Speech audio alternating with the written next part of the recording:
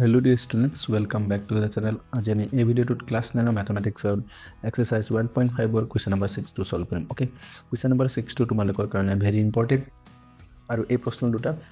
প্ৰশ্ন তিনিটা তোমালোকৰ পৰীক্ষাত আহি থাকে। ওকে, আৰু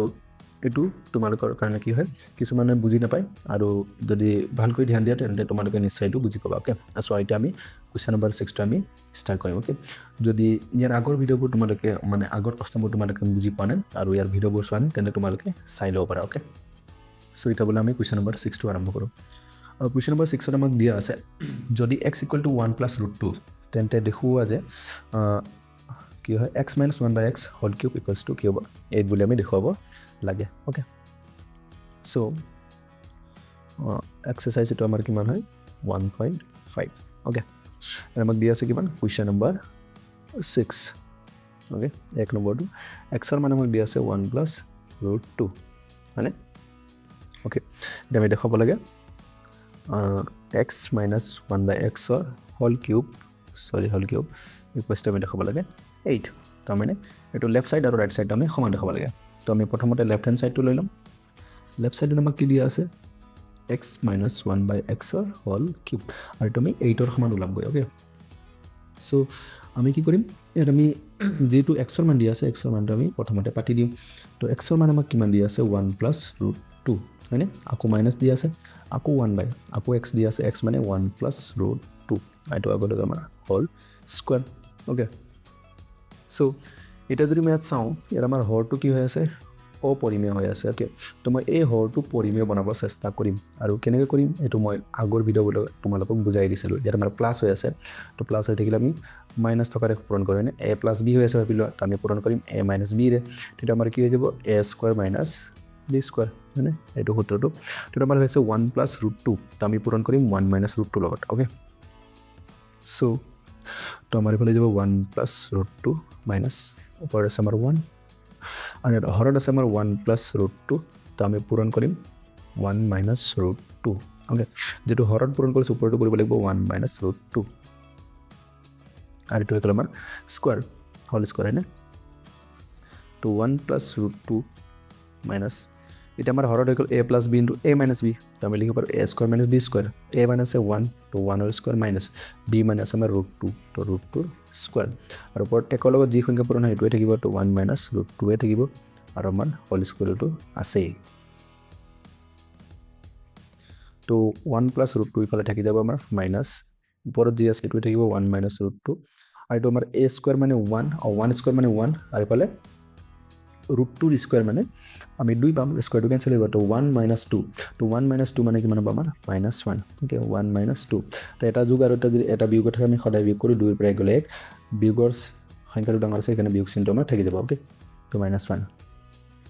আৰু হোল স্কয়াৰটো আছে। তো এটা যদি মই চাওঁ a - 2 তো এইটো a - 2 এলো পূৰণ হ'ব মাইনাস মাইনাস কি যাব প্লাস হৈ যাব তো 1 + √2 ইফালে মাইনাস মাইনাস প্লাস আকৌ ইফালে আছে আমাৰ 1 - √2 আৰু স্কয়াৰটো আছে সৰি এটো স্কয়াৰ নহয় আমাৰ কি আছিল এটো কিউব আছিল এটো মই স্কয়াৰ দি আছো সৰি এটো ভুল হৈ গ'ল মই ধ্যান দিয়া নাই। সো ওকে,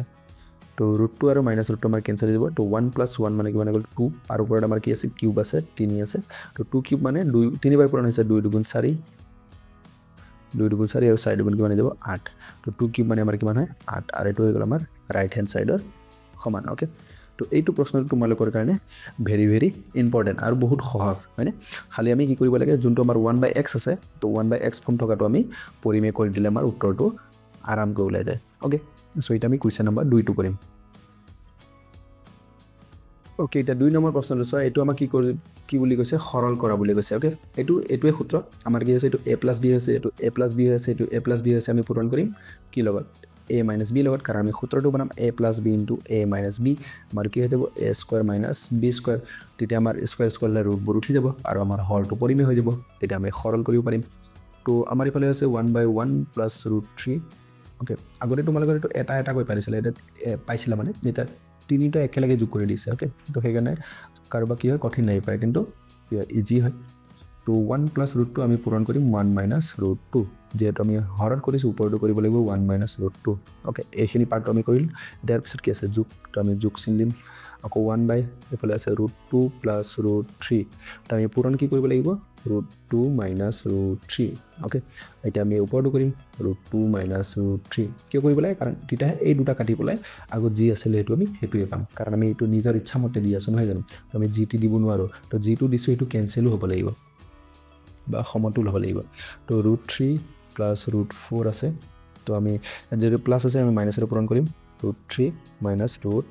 4 অ'কে যেহেতু হৰত পূৰণ আছে আমি ওপৰতো পূৰণ কৰিম root 3 minus root 4 okay so' এতিয়া আমাৰ যদি আমি হৰত চাওঁ গোটেইকেইটা A plus B into A minus B A plus B into A minus B A plus B into A minus B তাৰ মানে যাব A square minus B square A minus 1 square minus B minus root 2 হৈ গ'ল ইফালে আমাৰ ইফালে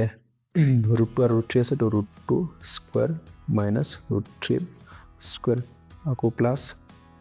এইটো আমাৰ কি আছে ৰুট 3 আৰু ৰুট 4 আছে তো root 3 square minus root 4 square হৈ গ'ল এতিয়া মই ওপৰত লিখি যাম ওপৰত যিহেতু একৰ লগত পূৰণ হৈছে তো যি সংখ্যা পূৰণ হয় এইটোহে থাকে ৰুট 1 মাইনাছ ৰুট 2 এইটো ৰুট 2 মাইনাছ ৰুট 3 আৰু ইয়াত আছে আমাৰ ৰুট 3 মাইনাছ ৰুট 4 অ'কে এটা নিশ্চয় ক'ব পাৰিবা চাগে স্কোৱাৰ থাকিলে আমাৰ কি হয় ৰুটবিলাক উঠি যাব এইটো 1 স্কোৱাৰ মানে 1 স্কোৱাৰ থাকিলে ৰুট উঠি গ'ল ওপৰত আছে 1 মাইনাছ ৰুট 2 প্লাছ ইফালেও ৰুট 2 মাইনাছ ৰুট 3 থাকিব কাৰণ আমি এইটো এইবোৰতো বিয়োগ কৰিব নোৱাৰোঁ তো স্কোৱাৰ থাকিলে ৰুট উঠি গ'ল এইফালেও স্কোৱাৰ থাকিলে ৰুট উঠি গ'ল ওপৰত আকৌ আছে আমাৰ ৰুট 3 মাইনাছ ৰুট 4 ইয়াত স্কোৱাৰ থকাৰ কাৰণে ৰুট উঠি গ'ল পাছৰটো স্কোৱাৰ থকাৰ কাৰণে ৰুট উঠি গ'ল এতিয়া আমাৰ 2ৰ পৰা 1 গ'লে 1 বিয়োগৰ চিহ্ন থকাটো ডাঙৰ সেইকাৰণে বি মাইনাছ 1 প্লাছ আকৌ 3ৰ পৰা 2 গ'লে 1 বিয়োগ চিহ্নটো ডাঙৰ সংখ্যা সেইকাৰণে বিয়োগ চিহ্ন থাকি যাব ইফালে 4ৰ পৰা 3 গ'লে 1 মাইনাছৰটো ডাঙৰ সংখ্যা আছিলে সেইকাৰণে মাইনাছ এতিয়া আমি তলৰ মাইনাছবিলাক ওপৰত লৈ যাম অ'কে তো যেতিয়া মই মাইনাছটো ইয়াত লৈ যাম তো 2টাৰো ওপৰত যাব সেইকাৰণে আমি ব্ৰেকেট দিব লাগিব এইটো মাইনাছটো মই যেতিয়া ওপৰত লৈ যাম তো 2টাৰো আগত আহিব সেইকাৰণে আমি ব্ৰেকেট দিব লাগিব তো এইটো হৈ গ'ল আমাৰ মাইনাছ ইয়াত যাব এটা ব্ৰেকেট 1 মাইনাছ 2 অ'কে এইটো প্লাছে মাইনাছে minus bracket root 2 minus root 3 কাৰণ 2টাৰ আগত গৈছে সেইকাৰণে আমি ব্ৰেকেট দিব লাগিব অ'কে এইটো প্লাছে মাইনাছে মাইনাছ তো হৈ যাব আমাৰ ৰুট 3 মাইনাছ ৰুট 4 অ'কে তো এইটো প্লাছে মাইনাছে মাইনাছ 1 মাইনাছে মাইনাছে প্লাছ ৰুট 2 তো প্লাছে মাইনাছে মাইনাছ ৰুট 2 মাইনাছে মাইনাছে প্লাছ ৰুট 3 ইনটু প্লাছে মাইনাছে মাইনাছ ৰুট 3 মাইনাছে মাইনাছে প্লাছ ৰুট 4 অ'কে তো প্লাছ মাইনাছ কেতিয়া কি হয় যদি আমাৰ একে থাকে প্লাছ প্লাছ পূৰণ হয় প্লাছে হ'ব মাইনাছ মাইনাছ পূৰণ হয় প্লাছে হ'ব একে হ'লে পূৰণ প্লাছ হ'ব আৰু যদি বেলেগ বেলেগ হয় প্লাছ মাইনাছ হয় মাইনাছ বা মাইনাছ প্লাছ হয় কি হ'ব মাইনাছ অ'কে চ' এতিয়া আমাৰ হৈ গ'ল এইটো ৰুট 2ৰ পৰা ৰুট 2 গ'লে 0 ৰুট 3ৰ পৰা ৰুট 3 গ'লে 0 তেতিয়াহ'লে আমাৰ আছে মাইনাছ 1 প্লাছ ৰুট 4 এতিয়া ৰুট 4 মানে মই কিমান লিখিব পাৰোঁ ৰুট 4 মানে আমি জানো 2 2 4 তো ৰুট 2 স্কোৱাৰ লিখিব পাৰোঁ আৰু স্কোৱাৰ থাকিলে আমাৰ কি হ'ব ৰুট 2 কেঞ্চেল হৈ গ'ল তো মাইনাছ 1 প্লাছ 2 তো এতিয়া আকৌ 2ৰ পৰা 1 গ'লে 1 আমাৰ শুদ্ধ উত্তৰটো হৈ যাব আমাৰ 1 অ'কে